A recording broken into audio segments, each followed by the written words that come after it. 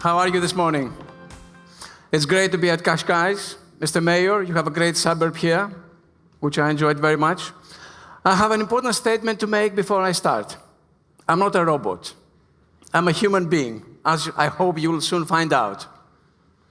Now, I don't know what thoughts occurred to you when you were listening to the dialogue between Paolo and Pepe. Some admiration, perhaps, some fear that robots like Pepe may be taking over our jobs. Anything else? Well, I can tell you what I was thinking, a kind of more prosaic, ordinary thought. What if my audience wanted to carry on listening to the exchange between Paolo and the robot, rather than me? So I have a difficult act to follow. I'm here to convince you that there's something that we can offer more than robots can do and artificial intelligence can do. And I will do this by drawing on some philosophical insights, bringing together some philosophy and management and leadership. Now, the two don't go normally together. You don't hear people often associating philosophy, Aristotle, for example, with leadership. But I think they do go together, and I'm here to show you how, and hopefully, if I do a good job, hopefully to offer you some insights so that you can rethink some of what you already know about leadership. I'm not going to show you new theories about leadership, but hopefully I will make you rethink something about leadership. So I have a very simple question which I will try to address. How do we lead wisely in the age of the algorithm? Wisdom is very important. I doubt whether Pepe can be wise. It has an impressive amount of data stored, can be processed, but can it lead, or can we lead wisely in an organization where it is populated by algorithms and robots and artificial intelligence? What does it mean? And I have a very simple answer, which hopefully I will develop in the next 18 minutes. And that is, to lead wisely in the age of the algorithm, we need to develop what we already have, the uniquely human capabilities of understanding, adapting, empathizing, and transcending. Now, these are issues which robots like Pepe cannot cope with. Pepe cannot ask itself, what is the meaning of life? What am I here for? And I think in the panel subsequently on artificial intelligence and spirituality, some of these questions are bound to come up. Now, I want to share two stories with you. The first is about Uber. You know Uber. Most of you have taken an Uber taxi. You probably know that there are 1 million drivers in the US and Canada employed by Uber, although employed is a curious term. Uber denies that it employs these people. And of course, if you work for Uber, you do not have a boss, do you? You have an algorithm as your boss, however. Now, that's not necessarily bad. I always loved not having any boss anyway, and I think many people share the same feeling. But at the same time, when things go wrong, then this is what is so critical. This is here an instance of when things went wrong. Mrs. Cecily McCall, an African-American driver, she was assaulted in an Uber taxi by someone who started verbally abusing her with racist language. You don't want me to repeat what that language was. That wouldn't be very polite. But you can always imagine what a verbal racist attack looks like. So what would you do in a real organization? You would report it to your boss, probably, and you would expect the organization to take some action. What Cecily did, she did report it to an automated system, an algorithm, and she got back the following response. We are sorry to hear about this. We appreciate you taking the time to contact us and share details. My God, what sort of response is this? Is there something in this that bothers you in this response? Is there something that you find is not quite appropriate? I think there is.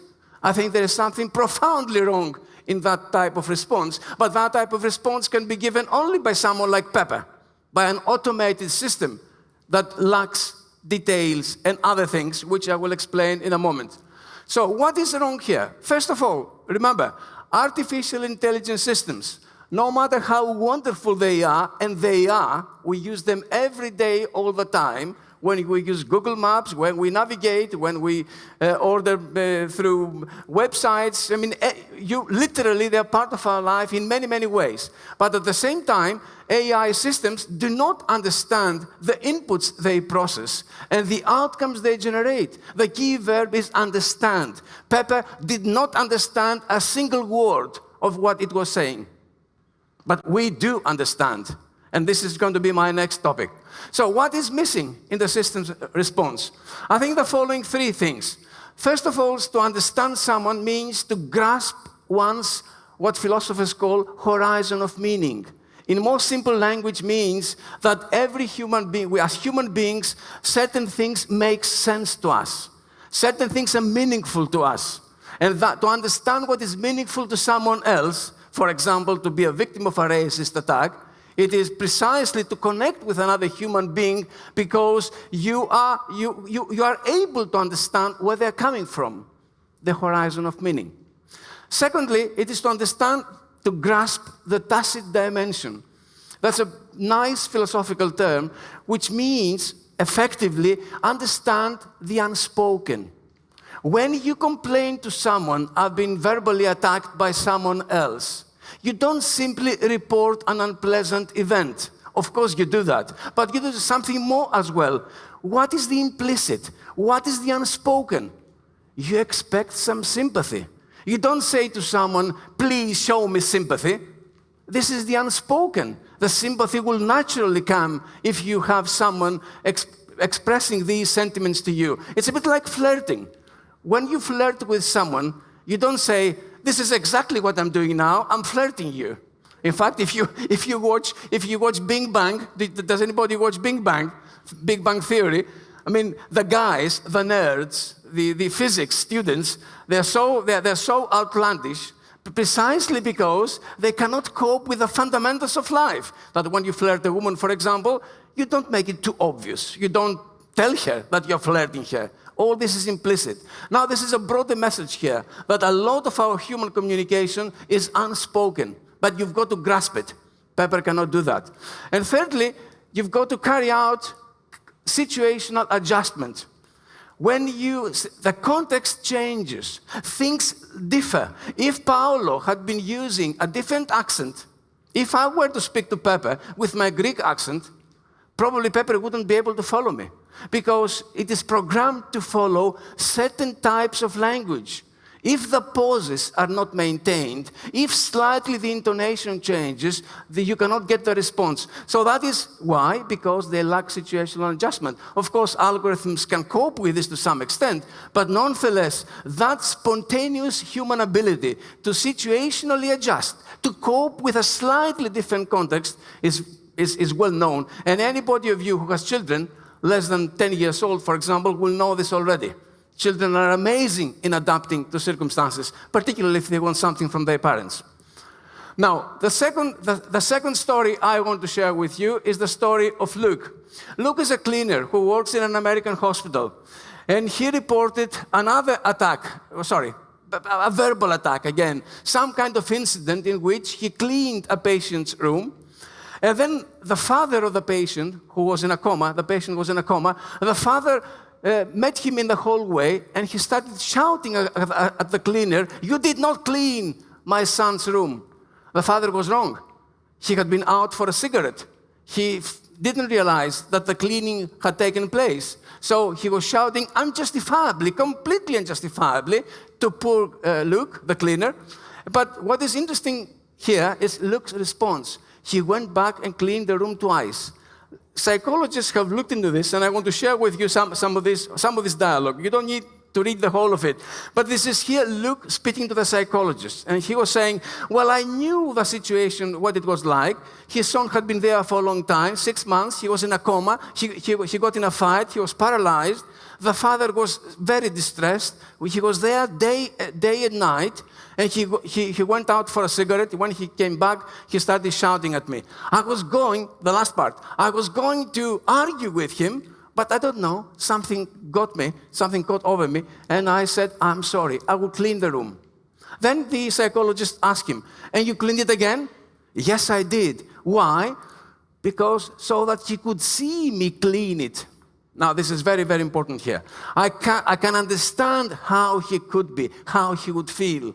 It was like 6 months that his son was there, and he would be a little frustrated, I guess, so I cleaned it again.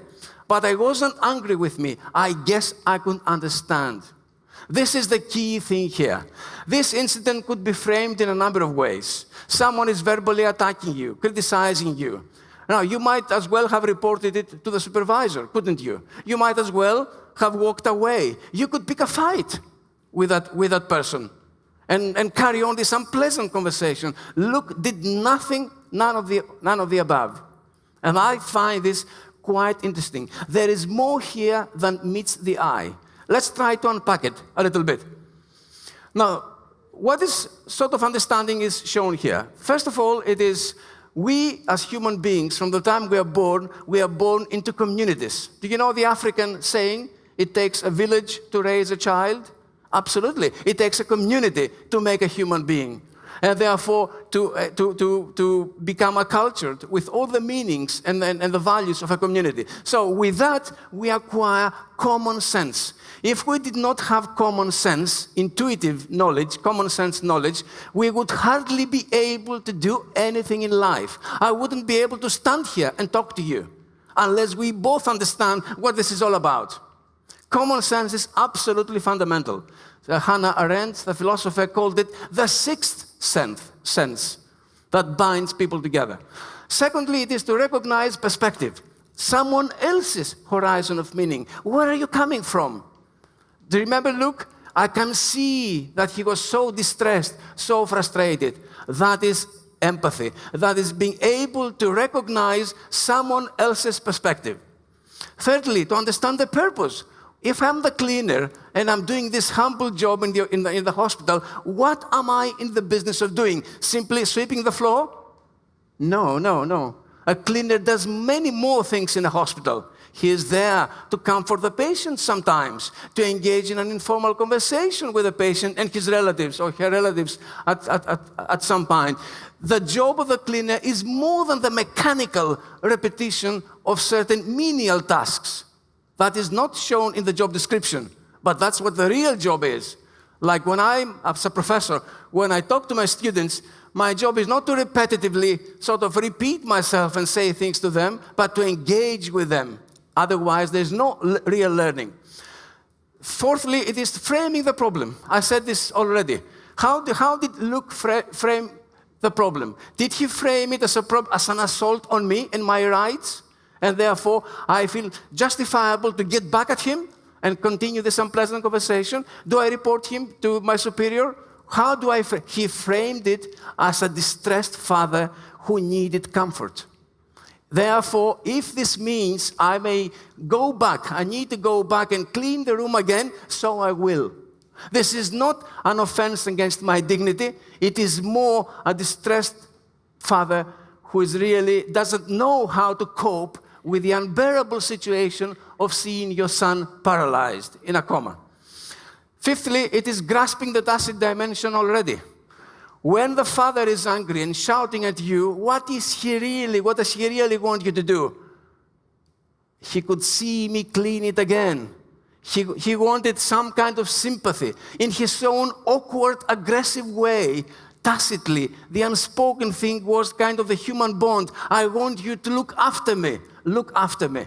Of course, the cleaner doesn't look after patients, but in a sense, he does. Insofar as he can offer words of comfort and show some solidarity to the people who suffer. And the last 2 points, it is always bringing the past knowledge to a present situation. All of us here, we have been socialized into communities. We haven't done things for the first time. If you are the CEO, the manager, or the cleaner, you have done your job several times. It's not the first time you confront anything. So you bring past knowledge to any new situation. But, and this is the critical bit, what makes you different from Pepper is that you can adapt your past knowledge to the present situation. What am I facing here? What is going on here? And this is one of my favorite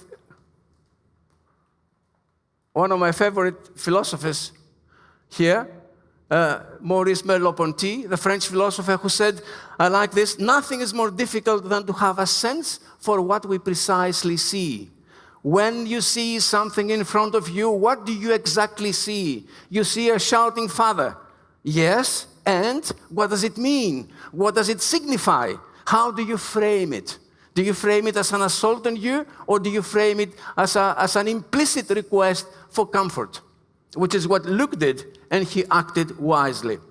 Now, Merleau-Ponty goes one more point, makes one more point, which I like a lot. How many of you have been to the Louvre recently? I was there with my family a month ago, and we went to see the Mona Lisa. As you know, the Mona Lisa is a small painting. It's not really big. And to see the Mona Lisa properly, what do you need to do? You need to go closely to the Mona Lisa. You cannot stay, unlike Delacroix paintings, which are huge, and you need to step back to be able to see them properly. With Mona Lisa, you have to focus. You have to go closely. Were you able to do this in the Louvre? No way, because there are hundreds of tourists. There's a flow of people, and people rush people. Come on, move on. You cannot do that. So the point Merleau-Ponty is saying here, is making, is that to be able to see something, you've got to be able to get the optimal distance. The optimal distance, look at it not just literally, metaphorically. To see, yes, you have to have the right distance to look at the painting, but also metaphorically speaking, you've got to have the right distance, the right context to be able to see anything in life. So the last point is the most important. There's a right context in which to view a situation. Well, how do I know it? What is the right context? This is where I find Aristotle quite useful here. Aristotle was concerned with a number of things, actually with everything, from biology to ethics and politics. But here I'm talking about the more political, ethical Aristotle. If we are concerned with action. What should I do as a cleaner? What should I do as a manager who is confronting a sexual harassment case? What am I going to do in this occasion, on that occasion, or this occasion? This is action. How I respond depends fundamentally on my character. What sort of character have I developed in the course of time? And it consists of three elements. One is perception, the ability to perceive what is going on. When I see an angry face, I can recognize an angry face. When I see my colleague being sad, I can recognize her sadness. That is perception. But perception is not an intellectual thing alone. It's profoundly emotional. I must be able to connect with you. When you feel sad and I connect with you, it is because I'm emotionally smart, so that I can see the sadness. I can have the sympathy that Luke had for the distressed father. And that's not the end, however. It is motives. People must be motivated to want to do the right job. If you sweep mechanically the floor, you don't have the proper motives, Aristotle would tell us. Because the proper motive is not to mechanically repeat certain actions, but to deeply engage with what is your proper role, what is the purpose of your role and the organization you work for.